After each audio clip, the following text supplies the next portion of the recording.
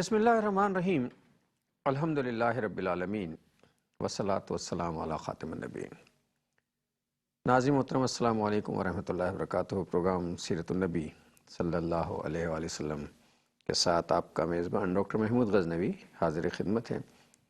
میرے ساتھ تشریف فرما ہیں جناب شجاع الدین شیخ۔ گفتگو کا موضوع سیرت النبی صلی اللہ علیہ وآلہ وسلم ہے۔ سلسلہ جو ہے عرصہ دراز سے جاری ہے، 546 اور اب جو پروگرام آپ دیکھیں 548واں پروگرام جو ہے وہ ہوگا۔ 548 پروگرام بتانے کا مقصد یہ نہیں ہے کہ ہم اپنے 548 پروگرام کر لیے، بتانے کا مقصد یہ ہے کہ 548 ایپیسوڈ جو ہیں وہ سیرت النبی کے حوالے سے گفتگو میں گزر چکے، لیکن ابھی ایک بہت بڑا معاملہ ہے جو باقی ہے سیرت کے حوالے سے۔ زندگی کا ہر شعبہ ایسا ہے جس پہ اتنے ہی ایپیسوڈ جو ہے وہ نبی کریم صلی اللہ علیہ وسلم کی سیرت کے حوالے سے ہو سکتے ہیں۔ اللہ تعالیٰ نے کائنات میں سب سے عظیم المرتبہ شخصیت آپ کو بنایا، آپ کی حیات طیبہ کو ہمارے لیے نمونہ بنایا، تو یہ کوئی بہت معمولی بات نہیں ہے۔ اس کا مطلب یہ ہے کہ یہ پوری یونیورس میں، پوری کائنات میں پھیلا ہوا ایک ایسا باب ہے، ایک ایسا سبق ہے کہ جسے سیکھتے سیکھتے عمریں گزر جائیں گی، اور ایک طویل عرصہ ہو گیا اس پر گفتگو کرتے ہوئے۔ بحیثیت معلم جو ہے پچھلے ایپیسوڈ میں گفتگو ہو رہی تھی، پچھلے پروگرام میں تو بات یہ ہو رہی تھی کہ رسول اللہ صلی اللہ علیہ وسلم نے جو ہے وہ تعلیم کے حوالے سے بھی، زندگی کے تمام معاملات میں، تعلیم میں بھی آسانی کو پسند فرمایا ہے۔ کسی سے غلطی ہو جاتی تھی تو شجاع صاحب نے بہت تفصیل سے بتایا تھا کہ اس کی اصلاح کیسے کرتے تھے۔ ایک وہ واقعہ تھا کہ نوجوان نے جو ہے بدکاری کی اجازت مانگی تھی، ایک وہ واقعہ تھا کہ ایک بدو نے آ کے مسجد میں پیشاب کر دیا تھا، آپ نے کیسے اصلاح فرمائی تھی، ہم کیسے اصلاح فرماتے ہیں۔ پھر اسی حوالے سے گفتگو نکلی تھی، تو پھر ہمارے جو مغربی تعلیمی ادارے ہیں ان کے، اور جو ہمارے درس نظامی کے تعلیمی ادارے ہیں، مدرسے ہیں، ان کے حوالے سے بات ہو، جس میں ایک یہ بات بھی آئی جو جملہ معترضہ کے طور پر آئی تھی کہ ہمارے ہاں تشدد کی علامت بنا دیا گیا مدرسوں کا۔ حالانکہ ایسا نہیں ہے، ایک ایجنڈا بھی ہوتا ہے کہ ایک چھوٹا سا واقعہ اس کو اتنا ہائی لائٹ کیا جائے کہ لوگوں کو مذہبی اداروں کی طرف سے۔ پھر شجاع صاحب نے اس کے جواب میں جو باتیں، خاص طور پہ میں نے یہ بات زیر بحث لانے کی کوشش کی تھی تاکہ شجاع صاحب نے بہت تفصیل سے بتایا کہ نہیں بھئی ایسا نہیں ہے، اب مدارس جو ہیں ان کا چیک اینڈ بیلنس سسٹم جو ہے بہت ہی ایڈوانس ہو گیا ہے۔ کمروں میں سی سی کیمرے لگا دیے گئے ہیں، باس پرس ہوتی ہے، علماء کرام جو سینئر ہیں وہ اپنے جونیئرز پہ کڑی نظر رکھتے ہیں، ان کی تربیت کرتے ہیں، اور اب ایسے واقعات جو ہے وہ نہیں ہوتے۔ تو معاملہ یہی تھا کہ آسانیاں پیدا فرمانے کی اجازت دی گئی ہے ہمیں، اور یہ کہ انسان چونکہ طبعاً سہولت پسند ہے اور وہ چاہتا ہے کہ آسانیاں ہوں، تو دین میں اس کے لیے مشکلات پیدا کر کے وہ دین کو مشکلات کا مجموعہ بنا کے پیش نہیں کرنا چاہیے۔ ہمیں ایسے نہیں، ہم نے تو صورتحال یہ ایسا بنا دیا ہے دین کو کہ ایک آدمی سوچتا میرے بس کا نہیں ہے، یہ تو کوئی فرشتہ یا کوئی اللہ کا ولی یا اللہ کا کوئی رسول ہی اس پر ایسے عمل کر سکتا، میں تو کر نہیں سکتا۔ تو اس طرح کی صورتحال سے دو چار رہے ہیں۔ میں چاہوں گا کہ شجاع صاحب سے پچھلے پروگرام کا جو ایپیسوڈ تھا پچھلا، اس کا ریکیپ لے لیتے ہیں اور پھر اگلی طرف چلتے ہیں۔ السلام علیکم۔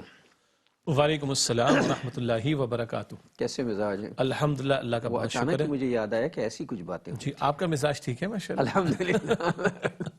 کیوں میرے بہت زیادہ ریکیپ دینے سے؟ نہیں، وہ ذرا موسم کے کچھ اثرات محسوس ہو رہے ہیں، جس کا ذکر پچھلی ایپیسوڈز میں بھی آ چکا ہے، تو یہ بھی ریکیپ کا حصہ ہے کہ موسم کے کچھ اثرات ابھی بھی جاری ہیں۔ اب تو ہمارے شہر میں بھی مری کا پرتو ہے نا، تھوڑا سا ٹھنڈ ہے، ذرا سردی کا معاملہ ہے، اور ہم شہر کراچی میں اسٹوڈیوز میں یہاں پر بیٹھے ہوئے۔ جزاک اللہ خیر ڈاکٹر صاحب۔ بسم اللہ الرحمن الرحیم، نحمدہ ونصلی علی رسولہ الکریم، اما بعد۔ گزشتہ نشست میں ہم نے کلام کیا اور نبی مکرم صلی اللہ علیہ وسلم کے تعلق سے آپ کی جو معلم والی حیثیت ہے اس پر کافی عرصے سے کچھ کلام ہوتا آیا تھا، اور پھر ہم نے پچھلے پروگرام میں اس کو کسی درجے میں اس گفتگو کو مکمل کرنے کی ایک کوشش سے کی تھی۔ جیسے آپ نے انٹرو میں بیان فرمایا کہ نبی مکرم صلی اللہ علیہ وسلم کا طریقہ اصلاح کیا تھا، اس کے تعلق سے دو واقعات کے ذیل میں ہم نے باتوں کو سمجھا۔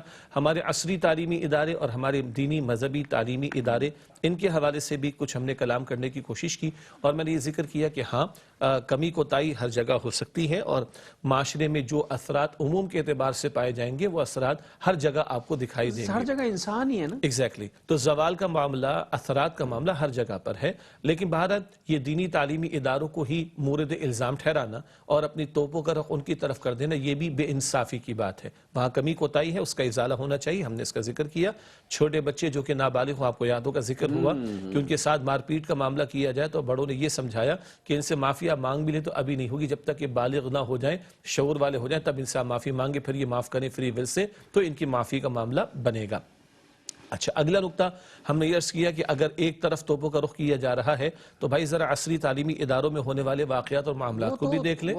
شرمناک، جی، افسوسناک اور شرمناک۔ جی، کیونکہ آپ کا پوری زندگی کا ایک بڑا حصہ ایک بڑی یونیورسٹی میں گزرا، اور وہاں بہرحال اللہ تعالیٰ سب طلبہ و طالبات کی حفاظت فرمائے، لیکن اگر انصاف کی بات کی جائے تو عصری تعلیمی اداروں میں منشیات کا معاملہ، آپ اور میں واقف ہیں، سوسائڈ کا معاملہ، اقدار کے بیڑا غرق ہو جانے کا معاملہ، اخلاقی اقدار کی پستی، اخلاقی اقدار کی پستی کا معاملہ، اساتذہ کے ساتھ مار پیٹ تک کے معاملات، ان پر کامنٹس کو جو ہے پاس کرنے کی بات، اور اس سے آگے بڑھ کر اور وہ واقعات کہ جن کو زبان پر لانا بھی ممکن نہیں ہے، حجاب آتا ہے۔ تو عدل کی بات کی جائے کہ غلطی جہاں ہے اس کا ذکر کر دے اور اس کے تعلق سے اصلاح کی طرف لوگوں کو متوجہ کیا جائے، لیکن ہم ایک طرف ٹلٹ ہو جائیں اور تعصب برتیں تو یہ عدل نہیں بلکہ یہ ظلم کی بات ہوگی۔ اس کی ہم نے پچھلے پروگرام میں نفی کی۔ میں نے ایک جملہ کہا نا کہ بعض چیزوں میں ایجنڈا سازی بھی ہوتی ہے، جی، کہ ہم ایک خاص پلان کے تحت، اس کو ہم ہماری زبان میں کہتے ہیں، جرنلزم کی زبان میں کہتے ہیں اینگلنگ کرنا، یعنی ایک خاص اینگل سے چیزیں دکھائی جائیں تاکہ لوگوں کا رجحان جو ہے، یہ ہے اوپینین فارمیشن، یعنی رائے عامہ کو تبدیل کرنا یا رائے عامہ بنانا۔ تو رائے عامہ بنانے کا مطلب یہ ہے کہ ایک خاص انداز سے پروپیگنڈا کر کے ایک ادارے کے خلاف یا کسی کے خلاف ایک رائے جو ہے وہ بنا دی جائے۔ جی، تو اس حوالے سے توجہ کرنے کی ضرورت ہے۔ ایک تو ہم نے پچھلے پروگرام میں اس حوالے سے دردمندی کے ساتھ ذکر کیا کہ عدل کا تقاضا پورا کیا جائے اور تصویر کے دونوں رخ سامنے رہنے چاہیے۔ پھر ہم نے بات کی نبی مکرم صلی اللہ علیہ وسلم کے تعلق سے، کیونکہ وہ آپ کی بحیثیت معلم والی حیثیت پر کافی عرصے سے کلام ہو رہا تھا، اور پھر ہم نے اس گفتگو کو کلوز کرنا چاہا تو آپ صلی اللہ علیہ وآلہ وسلم کا طریقہ تعلیم و تدریس، اس میں ایک اہم نقطہ یہ بھی ہے کہ جو مخاطب ہے جس سے کلام ہو رہا ہے اس کی ذہنی سطح کا خیال رکھا جائے۔ حدیث مبارک کا حوالہ دیا گیا کہ کلموا الناس علی قدر عقولہم، لوگوں سے کلام کرو ان کے عقل اور ان کے فہم کے مطابق۔ اس کی مثالیں بھی پھر ہم نے پیش کی تھیں۔ پھر لوگوں کی زبان میں کلام کیا جائے، یعنی لوگوں کی ایک تو ذہنی سطح ہوگی اور پھر لوگوں کی اپنی زبان ہوگی، جس پر ہم نے کلام کیا کہ عربی کے مختلف لہجے ہیں، دنیا کی اور زبانوں کے مختلف لہجے ہیں۔ اللہ کے نبی مکرم صلی اللہ علیہ وسلم مختلف قبائل سے آنے والے لوگوں سے ان کے لہجے میں عربی میں کلام کیا کرتے تھے، حتی الامکان اس کی بھی کوشش کی جائے۔ پھر یہ بات بھی آئی تھی کہ ایک ایسا طبقہ ہوگا، ایک ایسا علاقہ ہوگا جہاں لوگ تعلیمی اعتبار سے تھوڑے کمزور ہوں، تو وہاں پر انگریزی کا ہمارے معاشرے میں استعمال کیا جانا یا ایسی بھاری بھرکم فلسفیانہ مثالیں دیا جانا کہ جو ان کا ذہن قبول کرنے کی سکت نہ رکھتا ہو، یہ بات بھی مناسب نہیں ہے۔ اسی طرح ایسے افراد جو پڑھے لکھے ہوں، عصری تعلیم یافتہ ہوں اور فلسفیانہ باتوں کو بھی سمجھتے ہوں، ہائیسٹ انٹلیکچوئل لیول پہ باتوں کو سمجھتے ہوں، ان کے سامنے حکایات اور واقعات کا بیان وہ شاید ان کو اپیل نہیں کرے گا، ان کی سطح پر ان سے کلام کرنے کی ضرورت ہوگی۔ پھر اللہ کے پیغمبر صلی اللہ علیہ وآلہ وسلم کی معلم والی حیثیت میں یہ نقطہ بھی ہمارے سامنے آیا کہ اللہ کے پیغمبر علیہ السلام تمثیلات کے ذریعے سے، مثالوں کے ذریعے سے، واقعات کے ذریعے سے، ماضی کے واقعات کے ذریعے سے، اور کوئی لیونگ ایگزامپل جیسے کہ کچرے کے ڈھیر پر بکری کا مردار بچہ پڑا ہوا ہے، یا اونٹ والا، اس کا واقعہ اللہ کے نبی علیہ السلام نے بیان فرمایا۔ کبھی حضور علیہ السلام وہ نہر کی مثال دیتے ہیں، کبھی درخت کو ہلا کر اس کے پتے گرتے ہیں تو نماز کا اجر و ثواب آپ بیان فرماتے ہیں، کبھی سونا چاندی ایک ہاتھ دوسرے ہاتھ میں لے کر آپ دنیا کی بے ثباتی کا ذکر فرماتے۔ تو تمثیلات ہوں، مثالیں ہوں، واقعات ہوں، ماضی کے واقعات ہوں، ان لیونگ ایگزامپلز ہوں، ان کے ذریعے بھی اللہ کے پیغمبر علیہ السلام تعلیم دیا کرتے تھے۔ یہ معلم کے ٹولز ہیں، سارے کے سارے ٹول آف کمیونیکیشنز ہیں، یہ سارے کے سارے جو ایک معلم میں ہونے چاہیے۔ ابھی شاہ صاحب یہ ساری گفتگو فرمایا تھا تو پھر اور کچھ چیزیں جو ہیں وہ میرے ذہن میں آگے میں چاہتا ہوں کہ چونکہ ہم اس موضوع کو وائنڈ اپ کر رہے ہیں، یعنی ختم کر رہے ہیں، تو کچھ چیزیں جو ہیں وہ لگے ہاتھوں زیر بحث آ جائیں. مثلا یہ کہ آپ صلی اللہ علیہ وسلم جو ہے معلم اعظم ہیں اس کائنات کے، اس دنیا کے اور اس ارض و سما میں جتنے بھی معاملات ہیں علم کے حوالے سے، اس میں آپ معلم اعظم ہیں، علم و فہم کا مرکز و منبع ہیں. لیکن آپ صلی اللہ علیہ وسلم کو علمی تکبر کبھی چھو کے بھی نہیں گزرا تھا. ہمارے ہاں چھوٹا چھوٹا علم آ جائے نا، ایک آدمی پروفیسر لیول پہ پہنچ جائے تو اس کی کالر سیدھی ہو جاتی ہے اور گردن میں سریا آ جاتا ہے، وہ سیدھے منہ بات نہیں کرتا. آپ صلی اللہ علیہ وسلم جو ہیں وہ لطیف انداز میں گفتگو فرمایا کرتے تھے، آسان ترین اور نرم ترین لہجہ جو ہے وہ اختیار فرماتے تھے. اور کبھی صحابہ کرام اگر آپ کی علمی برتری کا تذکرہ کرتے تو آپ صلی اللہ علیہ وسلم نے منع فرمایا کرتے تھے کہ مجھے اللہ کا رسول اور بندہ رہنے دو، مجھے اتنا نہ بڑھاؤ جیسے حضرت عیسیٰ علیہ السلام کو ان کے حواریوں نے بڑھا دیا تھا. ہاں، اور خدا کا درجہ دے دیا تھا، خدا کے برابر قرار دے دیا تھا، معاذ اللہ. اچھا، یہ حضور علیہ السلام کی عاجزی کا ذکر بڑا اہم نقطہ ہے. اللہ تعالیٰ نے سب سے بڑھ کر حضور کو نوازا صلی اللہ علیہ اور وسلم. کس چیز میں نہیں نوازا؟ جی، بادس خدا بزرگ توئی قصہ مختصر. یہ حضور کی عظمت کی انتہا ہے، فضیلت کی انتہا ہے. اور حضور کی عاجزی کا انتہا کیا ہے؟ آپ فرماتے ہیں اللہ مجھے مسکینوں میں رکھ اور مسکینوں میں اٹھا. اتنا جن کے پاس تھا ان کی عاجزی کا عالم یہ ہے. ایک وقفہ لے لیتے ہیں ناظرین، ایک وقفہ لیتے ہیں. یہ ایک دیکھیں بات سے بات نکلتی ہے تو ایک ایسا موضوع آ گیا جس پر بات کرنا چاہیے، تو وقفہ لے کر پھر بات کرتے ہیں انشاءاللہ. السلام علیکم ورحمۃ اللہ وبرکاتہ. ویلکم بیک ناظرین. وقفے کے بعد پروگرام سیرت النبی صلی اللہ علیہ وآلہ وسلم میں آپ کا خیر مقدم ہے.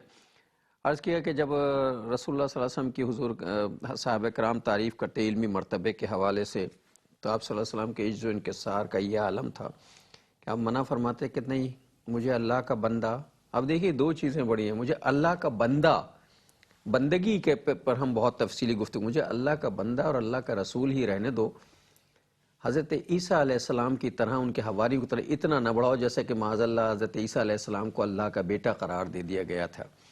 تو یہ رسول اللہ صلی اللہ علیہ وسلم کی انکسار کا عالم تھا. جی، تو میں اس کہتا کہ حضور علیہ السلام کو اللہ تعالیٰ نے سب سے بڑھ کر عطا فرمایا. سب سے بڑھ کر جن کے پاس ہے وہ آپ کے پاس ہے. مگر آپ کی عاجزی کا عالم کیا ہے کہ آپ صلی اللہ علیہ وسلم کبھی یہ التجا کرتے ہیں اللہ تعالیٰ سے، اللہ مجھے مسکینوں میں رکھ اور مجھے مسکینوں میں اٹھا. اللہ کے نبی علیہ السلام صحابہ کرام کے درمیان میں بیٹھ جایا کرتے تھے، اور اگر خطبہ عطا کرنا ہوتا تو منبر کی بات ہوگی. اس کے علاوہ حضور صحابہ کرام کے درمیان میں بیٹھ جایا کرتے. اگر باہر سے کوئی ایسا شخص آتا، مثلا مدینہ شریف سے باہر سے کوئی ایسا شخص آتا جو آپ کو جانتا نہ تھا، جس سے آپ کو کبھی دیدار نہ کیا ہو، تو اللہ کے پیغمبر علیہ السلام کے بارے میں اس کو سوال کرنا پڑتا تھا، بھئی کون ہے تمہارے رسول صلی اللہ علیہ وسلم؟ تو صحابہ میں سے کوئی عرض کرتے کہ یہ ہمارے رسول بیٹھے ہیں صلی اللہ علیہ وسلم. تو اپنے لیے کوئی امتیازی شان، کوئی اس طرح کا معاملہ، آج کی زبان میں کہوں کوئی پروٹوکول کا معاملہ حضور نے اختیار نہیں فرمایا صلی اللہ علیہ وسلم. اب غور کریں، جن کو اللہ نے سب کچھ عطا کیا ہے اور سرٹیفائیڈ جی بائی اللہ سبحانہ وتعالی، ان کا عالم یہ ہے کہ ان کی عاجزی تو یہ ہے. اور بھی باتیں بیان ہو سکتی ہیں. ہماری حیثیت کیا ہے، ہماری اوقات کیا ہے، ہم بیچتے کیا ہے، پہلے تو یہ غور کر لیں. اور پھر ہماری اکڑ کا عالم دیکھا جائے، جو آپ نے اشارہ فرمایا کہ گردن میں سریا. جی مطلب ذرا سا ہماری مصیبت یہ ہے، اگر ہم 4 کتابیں پڑھ لیں، یہ ہمارے جو ہیں عصری علوم کے اساتذہ میں بھی یہ عالم ہے. مطلب جو لوگ پروفیسر لیول پر پہنچ گئے یا اس سے نیچے بھی ہیں اور انہوں نے کچھ پڑھ لیا ہے یا مطالعہ ان کا زیادہ ہو گیا، چاہے وہ نچلی سطح پر بھی ہیں، ان کا دماغ جو ہے وہ آسمان پہ ہے. اور یہی صورتحال ہمارے ہاں ادھر بھی ہے. جنہوں نے 4-6 کتابیں پڑھ لیں، چاہے انہوں نے درس نظامی کی سند لی بھی ہو یا نہ بھی لی، پھر وہ جناب عالم بس اعظم ہیں وہ. اور پھر ان کے تکبر، علمی تکبر، اللہ اپنے امان میں، علم کا تکبر سب سے زیادہ خطرناک تکبر ہے. اور بہرحال اللہ تعالیٰ محفوظ رکھے. جب ہم علماء کی بات کریں گے تو 2 قسم کے علماء ہمیشہ رہیں گے زمین پر، علماء حق بھی ہوں گے، علماء سو بھی ہوں گے. تو علماء سو کی ہم بات کریں گے. یا علماء حق کا تو معاملہ یہ کہ اللہ تعالیٰ جسے علم دیتا ہے اسے عجز دیتا چلا جاتا ہے. جتنے بڑے علماء ہیں، اگر ان کے پاس جو واقعی علماء ہیں ان کے پاس جائیں جن کے علم کی انتہا انسانی اعتبار سے انتہا نہیں ہے ان کی اپنی سکت کے مطابق، وہ اتنے ہی جھکے ہوئے ہیں، پتہ ہی نہیں چلتا یہ پڑھے لکھے لوگ. بالکل. تو ایک تو یہ فرق ہو جائے گا. دوسری بات یہ ہے کہ تکبر شروع کہاں سے ہوا تھا؟ جی شیطان سے. میں نہیں مانتا، میں نہیں جھکتا، میں عالم ہوں، میں بڑا ہوں. تو بس دیکھ لیں کہ شروعات کہاں سے ہوئی ہے. پہلا جرم، پہلی معصیت، پہلی نافرمانی جو اس کائنات میں ہوئی کیا تھی؟ تکبر تھا. اور لے ڈوبا کیسا کہ شیطان کو کم علم رکھنے والا تھا، کم عبادت گزار تھا، استاذ الملائکہ، کم پہنچا ہوا تھا، فرشتوں کی صف میں جا کے کھڑا ہوا تھا، مگر راندہ درگاہ ہوا تو اللہ نے کہا تو بھی اور تیری پیروی کرنے والے سارے جہنم میں ڈالے جائیں گے۔ اور حدیث مبارک میں آتا ہے، صحیح مسلم شریف کی روایت ہے کہ جس کے دل میں رائی کے دانے کے برابر بھی تکبر ہوگا وہ کبھی جنت میں داخل نہیں ہوگا۔ رائی کے دانے کے برابر بھی، آپ کے ساتھ، میرے ساتھ، ہم سب کے ساتھ کمزوری وابستہ ہے، شر لگا ہوا ہے، شیطان لگا ہوا ہے، نفس لگا ہوا ہے۔ دن میں کتنے ہی مواقع ایسے آتے ہیں کہ جب یہ تکبر اندر جو ہے وہ اچھل کود کرتے ہوئے ہمیں اس طرز عمل پر لے کر آتے ہیں کہ ہم دوسروں کو حقیر ثابت کرنے کی کوشش کریں۔ اللہ محفوظ رکھے۔ 4 سوال کسی نے کر لی اور ہم کہتے ہیں تمہیں یہ بھی نہیں پتا؟ ارے بھائی کل تجھے بھی کچھ نہیں پتا تھا، آج تھوڑا سا پتا چلا، اگلی کسی اور فیلڈ کا کوئی ایکسپرٹ تجھ سے سوال کرے گا، 6 سوال کرے گا، تجھے کا جواب بھی نہیں آئے گا۔ تو آج جس کو 4 کے جواب نہیں آتے اس کے اوپر تکبر کرنے کا تمہیں کیا حق پہنچتا ہے اس اعتبار سے؟ یا ذرا مہنگی گاڑی ہاتھ میں آ گئی تو پرانی گاڑی والے، موٹر سائیکل والے کو ذرا تیکھی نگاہوں سے اب دیکھ رہے ہوتے ہیں۔ ذرا کپڑے مہنگے پہن لیے، برانڈڈ پہن لیے، دوسرے کی سادہ دیکھے، آ گیا اندر کچھ، بولا بھی کچھ نہیں زبان سے، ادھر آ تو گیا۔ اور حدیث مبارک میں کیا ہے، دل میں رائی کے دانے کے برابر بھی اگر تکبر ہوگا تو جنت میں داخل نہ ہوگا۔ ایک ظاہر کے گناہ ہوتے ہیں جو اعمال میں صادر ہو جاتے ہیں، یہ باطن کے گناہ ہیں، اور باطن کے گناہوں میں تکبر ایک بہت بڑا گناہ ہے۔ اللہ ہم سب کی حفاظت فرمائے۔ اور یہ تکبر ایسے ہی نہیں آیا تھا، شیطان میں بھی یہ تکبر جب آیا تھا تو علم کی بنیاد پر ہی آیا تھا، اور بڑا عالم تھا، وہ بہت زیادہ علم کے مرتبے پر فائز تھا۔ اللہ تعالیٰ نے بے پناہ ایک سبق جو ہمیں ملتا ہے وہ اس کے راندہ ہونے سے یا اس کو رسوا کرنے سے یا اسے قیامت تک کے لیے اس پہ لعنت کرنے سے، ہمیں جو ایک سبق ملتا ہے وہ یہ کہ اللہ کی بے نیازی سے ہمیشہ ڈرتے رہنا چاہیے۔ اسے ضرورت نہیں ہے کسی کون کتنا بڑا عالم ہے، کون کتنا ہم نے اللہ نے کسی کو نوازا۔ فرشتوں کے صف میں کہتے ہیں جب مانگنے والا آئے تو کبھی بھی اس تکبر میں نہ رہو کہ ہم دینے والے ہیں، اس لیے کہ اللہ تعالیٰ کٹورا بدلنے میں دیر نہیں کرتا۔ اللہ اکبر کبیرہ۔ جو اس کے ہاتھ میں کاسا ہے اللہ اپنی امان میں رکھے، ایسا ہو سکتا ہے کہ وہ اس کے ہاتھ سے نکل کے تمہارے ہاتھ میں آ جائے اور تم اس کی جگہ چلے جاؤ۔ جی، وہ قرآن حکیم ایک جگہ ارشاد فرماتا ہے، خاص غزوہ احد کا تناظر ہے کہ تلک الایام نداولها بین الناس، یہ تو ہم ایام ہیں جو لوگوں کے درمیان الٹ پھیر کرتے رہتے ہیں۔ آج کسی کو فتح دے دی، کل کسی کو دے دی، آج بظاہر کسی کو کامیابی مل گئی، بظاہر کسی کو ناکامی مل گئی۔ آج کا ناکام دنیا کی بات ہو رہی، کل کا کامیاب ہو سکتا ہے، اور آج کا کامیاب کل کا ناکام ہو سکتا ہے۔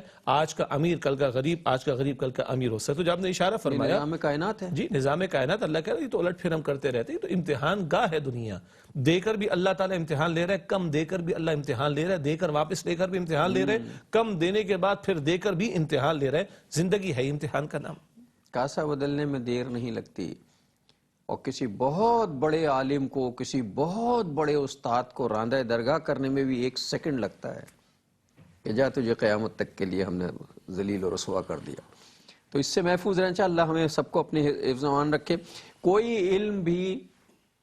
کوئی عالم بھی اگر تکبر کرتا ہے یا اس سے تکبر ہوتا ہے، وہ معلم ہے، تو پہلی بات تو اس کا علم فیضیاب نہیں کر سکتا کسی کو، دوسرے یہ کہ وہ طالب علم کی سیرت سازی نہیں کر سکتا۔ جی، اور ہم نے پہلے بھی بات کی ہے کہ اللہ کے نبی علیہ الصلوۃ والسلام دعا تعلیم فرماتے، اللہم انی اسألوک علما نافعا، علم نافع، اے اللہ میں تجھ سے نفع دینے والے علم کا سوال کرتا ہوں۔ اور دوسری دعا تعلیم فرمائی کہ اللہم انی اعوذ بک من علم لا ينفع، اے اللہ میں تیری پناہ طلب کرتا ہوں، تیری پناہ میں آنا چاہتا ہوں اس علم سے جو نفع نہ دینے والا ہو۔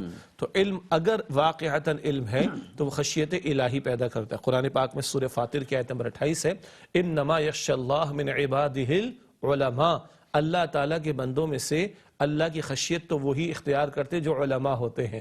تو علم اگر واقعتاً نافع ہے تو وہ بندے میں خشیت پیدا کرے گا، عجز پیدا کرے گا، انکساری پیدا کرے گا، جھکاؤ پیدا کرے گا۔ اور اگر یہ شے پیدا نہیں ہو رہی تو اپنی نیتوں کا جائزہ لینے کی ضرورت ہے۔ علم پھر بھی ٹھیک ہو سکتا ہے، لیکن اگر نیت میں بگاڑ آ گیا، نیت میں فطور آ گیا، مقاصد میں فطور آ گیا، تو پھر وہ علم میرے لیے نفع والا نہیں بن پا رہا۔ اور قرآن میں اس کا تذکرہ بھی جگہ کیا ہے کہ ان سے پوچھو جو اہل ذکر ہیں، یعنی جو پڑھے لکھے ہیں، جو جانتے ہیں۔ تو عالموں کو ایک مرتبہ دیا گیا کہ اگر تم نہیں علم رکھتے تو ان سے پوچھو جن کے پاس علم ہے۔ تو اب اس کے علم کا اور معلم کا مرتبہ کتنا بڑا ہو جائے۔ فَاسْأَلُوا أَهْلَ الذِّكْرِ إِن كُنتُمْ لَا تَعْلَمُونَ، 2 مرتبہ قرآن میں کم از کم ہے کہ ان لوگوں سے پوچھ لو، سوال کر لو کہ جو جانتے ہیں، اگر تم نہیں جانتے تو اہل ذکر سے، جو یاد رکھنے والے ہیں، علم رکھنے والے، تم ان سے معلوم کر لو اگر تمہیں معلوم نہ ہو. اور یہ سوال کر لینا یہ تو آدھا خزانہ ہے نا علم کا، آدھا علم ہے. آدھا علم ہے. بالکل آدھا علم ہے.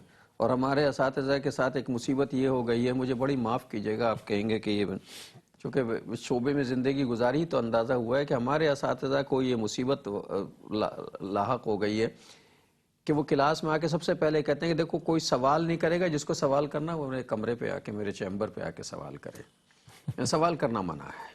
حالانکہ آدھا علم جو ہے وہ سوال ہے. سوال سے صرف طالب علم کو فائدہ نہیں پہنچتا، خود استاد کو بڑا فائدہ پہنچتا ہے. زندگی کے تجربے نے یہ سکھایا ہے کہ طالب علم اگر کوئی ایسا، ہم ڈرتے ہیں نا پتہ نہیں کیا پوچھ لے گا، ہمیں آتا ہے نہیں آتا ہے، استاد کمپیوٹر تو ہوتا نہیں. ایک فائدہ ضرور ہوتا ہے کہ اگر اس کے سوال کا جواب نہیں آیا یا ہم اسے تسلی بخش جواب نہیں دے سکے تو اگلے دن ہم تیاری ضرور کر کے آئیں گے کہ اس نے جو پوچھا ہے میں آنا چاہیے. یہ ہوتا نا. اور یہ تو ایک ہم اس پر بھی کلام کر چکے. جہاں ایک سوال کرنے سے طالب علم کو فائدہ ہوتا ہے، وہیں ان سوالات سے استاد کو بھی فائدہ ہوتا ہے.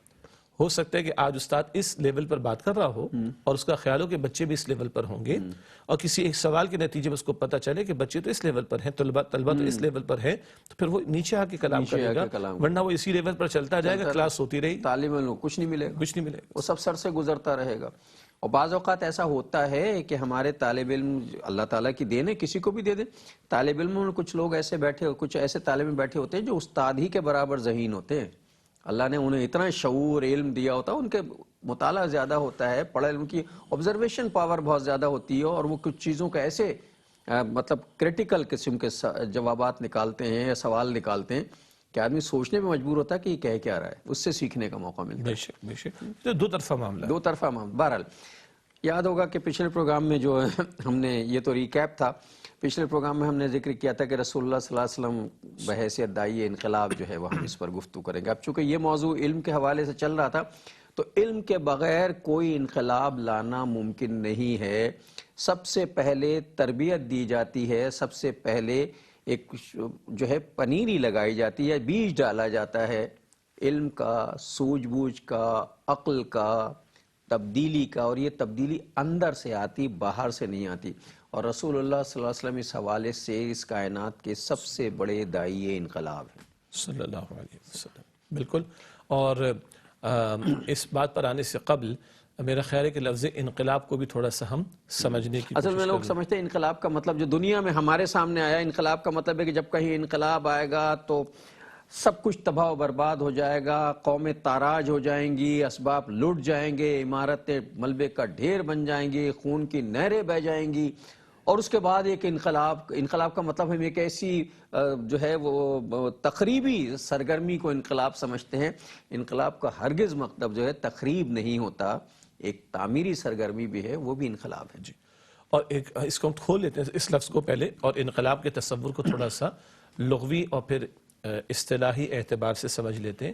اور ہاں، دنیا میں بعض ایسے انقلابات، یہ تبدیلیاں آئی ہیں کہ جن میں وہ کچھ ہوا جو آپ نے ذکر کیا. تو انسانی عقل کے تحت جب تبدیلیاں آتی ہیں تو لوگ سمجھتے ہیں یہی ہوگا. ہاں، یہی اصل ہے. لیکن جب الہامی تعلیم کے مطابق تبدیلیاں آتی تو زمین آسمان سے زیادہ کا فرق ہوتا ہے. اور جب ہم رسالت مآب صلی اللہ علیہ وآلہ وسلم کی برپا کردہ انقلاب پر کچھ ابھی کلام کر رہے ہیں، اور میرا خیال ہے کہ آئندہ ایپیسوڈ تک ہم اس بات کو لے کر جائیں گے، تو پہلے تو ہم دنیاوی جو انقلابات کچھ ان کا تھوڑا ذکر کر لیں گے، اور پھر رسالت مآب علیہ السلام کے برپا کردہ جامع ترین اور ہمگیر ترین انقلاب کا کچھ ذکر کریں گے، تو تھوڑا ایک کمپیریٹیو بھی ہمارے سامنے آئے گا.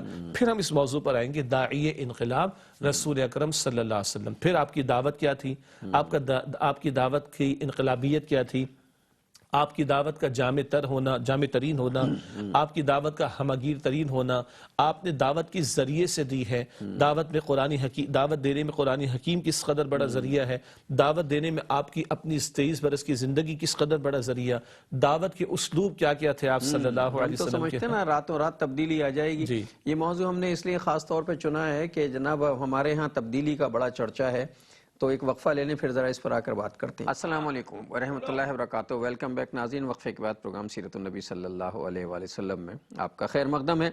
بات یہ ہو رہی تھی وقفے سے پہلے کہ صاحب انقلاب کا مطلب جو ہے وہ تبدیلی لانا ہے، اور چونکہ ہم تبدیلی کے بہت آج کل ہمارے ذہن میں کچھ چیزیں ہیں تبدیلی کے حوالے، تبدیلی باہر سے کبھی نہیں آتی، ہم ہمیشہ باہر سے تبدیلی لانے کی کوشش کرتے ہیں اور ناکام ہو جاتے ہیں، اور یہی بنیادی وجہ ہے تبدیلی نہ آنے کی کہ تبدیلی ہمیشہ فکر کی تبدیلی ہوتی ہے، سوچ کی تبدیلی ہوتی ہے۔ ہمارے ہاں کمیونیکیشن میں ابلاغ عامہ میں ایک سبجیکٹ ہوتا ہے اور اسے کہتے ہیں ڈیولپمنٹ سپورٹ کمیونیکیشن، یعنی کمیونیکیشن کے ذریعے یا ابلاغ کے ذریعے جو ہے وہ ڈیولپ کرنا ہے، چیزوں کو تبدیل کرنا ہے، انقلاب لانا۔ تو اصل میں اس میں یہ نہیں ہوتا کہ ڈیولپمنٹ سپورٹ کمیونیکیشن کے ذریعے ہم پڑھا کے جو ایک دیوار تعمیر کر دیں گے، ہم ایک دیوار کا تصور پیدا کر دیتے ہیں ذہن میں کہ دیوار ضروری ہے۔ اگر یہ تصور کانسیپٹ کلیئر کر دیا جائے کہ یہاں دیوار بننا ضروری ہے اور ذہن اس کو قبول کر لے تو پھر وہ دیوار خود بخود بن جاتی ہے، لوگ بنا لیتے ہیں، سوچ تبدیل کی جاتی نا صرف، تو صرف سوچ تبدیل کرنا جو ہے وہ تبدیلی ہے، اور یہی انقلاب کا بنیادی مقصد ہے۔ یہ جو آپ نے فرمایا کہ تبدیلی اندر سے آتی ہے، اچھا جو تبدیلی باہر سے آتی نا عارضی ہوتی ہے، وہ عارضی ہوتی ہے، ایک جھٹکے میں آتی ہے، دوسرے جھٹکے میں نیوٹن کا قانون ہے، چلی جاتی ہے، لیکن جو تبدیلی باطن کو تبدیل کر کے آتی ہے، اندر سے آتی ہے، وہ پائیدار ہوا، اور بتدریج آتی ہے، وہ بتدریج آتی ہے، ایک دم نہیں آتی، ایک دم نہیں آتی، اور اٹ ٹیکس ٹائم، اس وقت لگتا ہے، لیکن اس کے اثرات پائیدار ہوا کرتے ہیں۔ اچھا سب سے پہلے لفظ انقلاب پر کلام کر لیتے ہیں۔ انقلاب کا لفظ قلب سے بنا ہے، قلب دل کو کہا جاتا ہے، تو ہر آن بدلتا ہے نا، اس کی پمپنگ ہو رہی ہے، تو یہ تبدیل ہونے کا عمل تو ادھر بھی ہے، یہ بدلنا، اس قلب سے لفظ بنا انقلاب کا۔ اچھا یہ تو اس کا لغوی مفہوم ہے، تبدیل ہونا، بدل جانا، لیکن اصطلاحی مفہوم کیا ہے؟ اس کے لیے ہمیں مجبوراً ایک لفظ انگریزی زبان کا استعمال کرنا پڑے گا، جس کو آج کل ہم ریولوشن کہتے ہیں، اور دنیا کچھ ریولوشن سے واقف ہے، فرانس میں ریولوشن آیا، رشیا میں ریولوشن آیا، ایران میں ریولوشن آیا، اینڈ سو آن، کچھ یہ معروف انقلابات ہمارے ماضی قریب کے دور میں دکھائی دیتے ہیں۔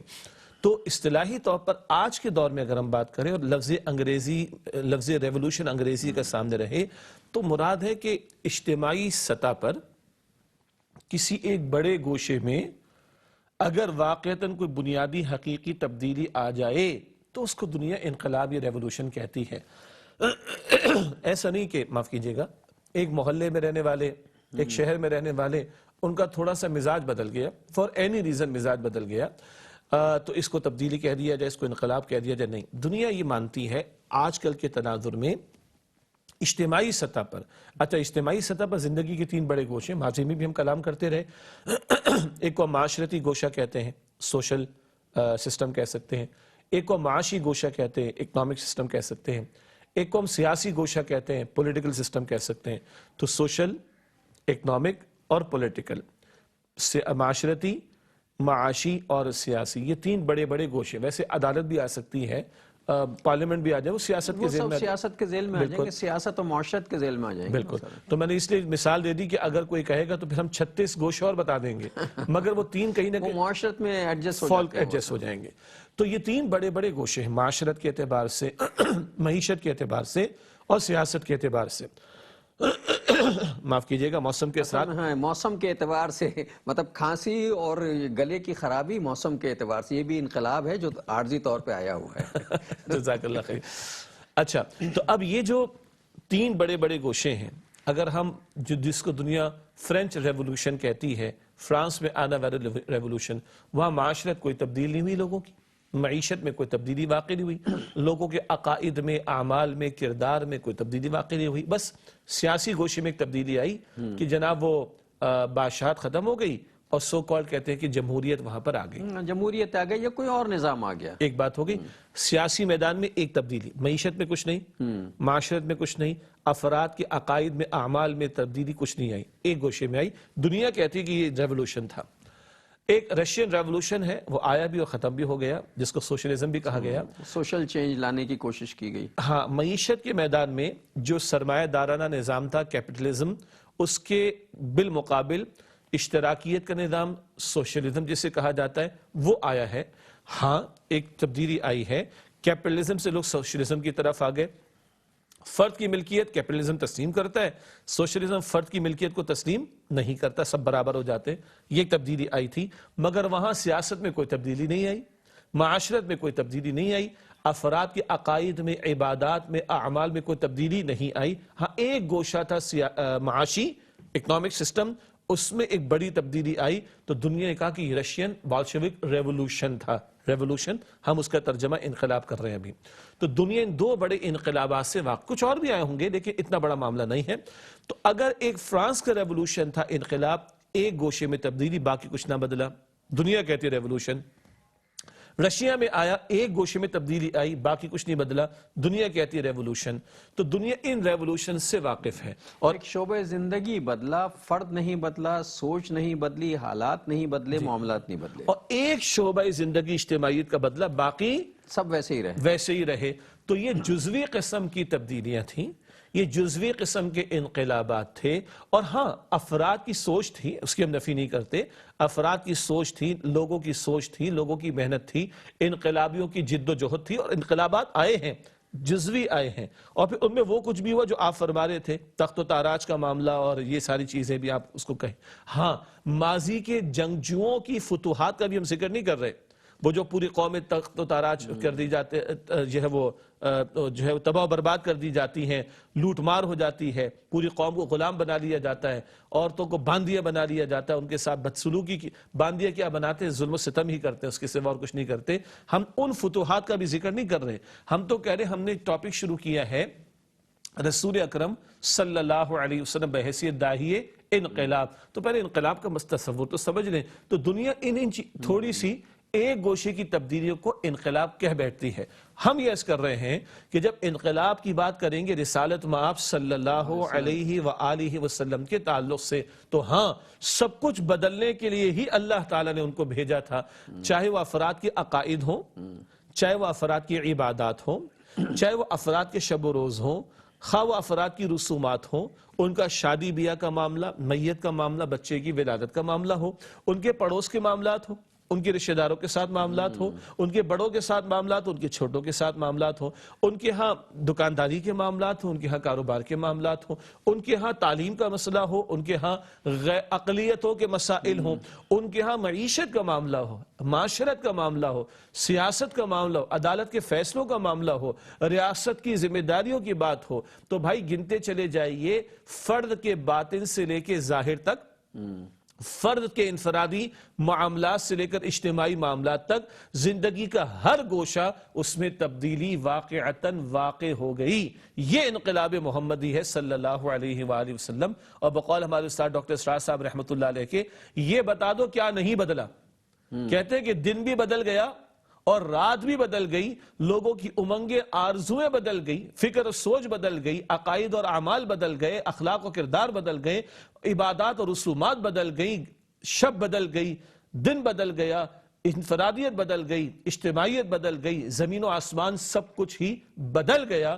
جب اس انقلاب پر بات کریں گے تو دنیا میں کوئی میچ نظر نہیں آئے گا. اور اس انقلاب کا، اس تبدیلی جسے ہم تبدیلی کہتے ہیں نا، تو اس تبدیلی کا مطلب یہ ہے کہ مکمل تبدیلی، مکمل تغیر. اور قرآن میں اس تبدیلی، اس تغیر اور اس انقلاب کے لیے مجھے ایک ابھی اللہ تعالیٰ نے ایک سورہ مبارکہ، آیت مبارکہ یاد دلائی کہ ادخلوا فی السلم کافہ. یہ انقلاب ہے سارا. سورۃ البقرہ کی آیت نمبر 208 ہے، یا ایھا الذین آمنوا ادخلوا فی السلم کافہ، اے ایمان والو اسلام میں پورے کے پورے داخل ہو جاؤ. اگلے جملے بھی بڑے، اگلے الفاظ بھی بڑے قیمتی ہیں، بڑے ریلیونٹ ہیں. وَلَا تَتَّبِعُوا خُطُوَاتِ الشَّيْطَانِ، اور شیطان کے نقش قدم کی پیروی نہ کرو. إِنَّهُ لَكُمْ عَدُوٌّ مُبِينٌ، وہ تمہارا کھلا دشمن ہے. اسلام کیا ہے؟ صرف یہ کہ جمعے کی 2 رکعت چھٹی، 5 وقت نماز چھٹی، رمضان شریف کے بعد چھٹی نہیں. زندگی کی تمام گوشوں اور معاملات میں پورے کے پورے اسلام میں داخل ہو جاؤ، جس کی عملی تصویر وہ ہے جو میں نے تھوڑی دیر پہلے عرض کیا کہ سب کچھ بدل گیا. اور اگر اس سب کچھ میں اسلام نظر نہیں آ رہا، اسلام نہیں آ رہا، اسلام پر عمل نہیں آ رہا اس سب کچھ میں، تو پھر کچھ شیطان کی پیروی ہو رہی ہے، رحمان کی پیروی نہیں ہو رہی. اس میں سے کچھ چیزیں ایسی ہیں جو ہوتا ہے نا کہ کچھ چیزیں بس وہ ذہن جو ہے کسی اور طرف چلا جاتا ہے. ابھی جیسا فرماتا ہے کہ 2 رکعت جمعے کی نماز پڑھ لو اور سمجھو کہ تبدیلی آ گئی اور ہم مسلمان ہو گئے. اور بعض جگہ تو ہم کچھ ایسے مناظر دیکھتے ہیں جس میں یہ معاملات بھی نہیں ہوتے. مثلا جب ہم بڑی مساجد میں جمعہ پڑھنے کے لیے جا رہے ہوتے ہیں تو مساجد کے باہر ایک بازار لگا ہوا ہوتا ہے. فروٹ والے کھڑے ہوتے ہیں، چاٹ والے کھڑے ہوئے ہوتے ہیں، اب دنیا بھر کی جتنی چیزیں بک سکتی ہیں وہ سب لوگ باہر کھڑے ہوتے ہیں. اس وقت اذان بھی ہو رہی ہوتی ہے، اس وقت خطبہ بھی ہو رہا ہوتا ہے، اس وقت نماز بھی ہو رہی ہوتی ہے. اللہ تعالیٰ منع کر رہا ہے کہ جناب جس وقت اذان ہو جائے تو اس وقت سے جب تک نماز نہ ہو سارے کاروبار بند کر دو. ہم مسجد کے دروازے پہ کھڑے ہو کے کاروبار کر رہے ہوتے ہیں اور پھر ہم کہتے ہیں کہ ہم مسلمان ہو گئے ہیں. اللہ مجھے معاف کرے. جی، اور میں یہ تو اشارہ کیا صرف 2 رکعت جمعے کی، یہ 5 وقتہ نماز، یہ رمضان شریف کی عبادات، اس پر ہی ایک عظیم اکثریت مطمئن ہو جاتی ہے.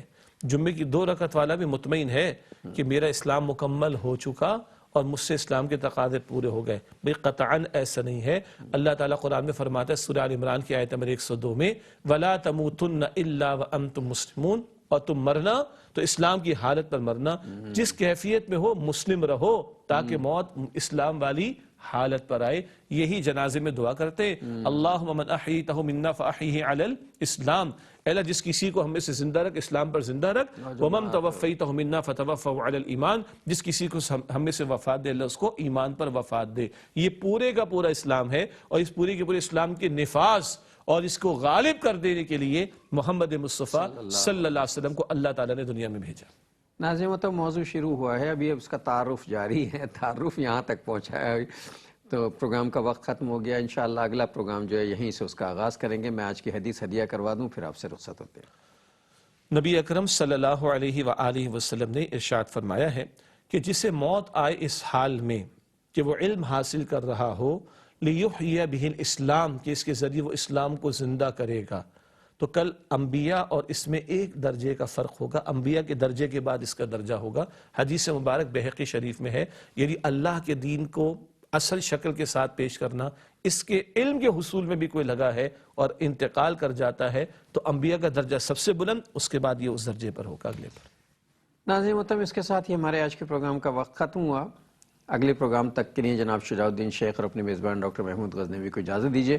اللہ نگہبان، والسلام علیکم ورحمۃ اللہ وبرکاتہ.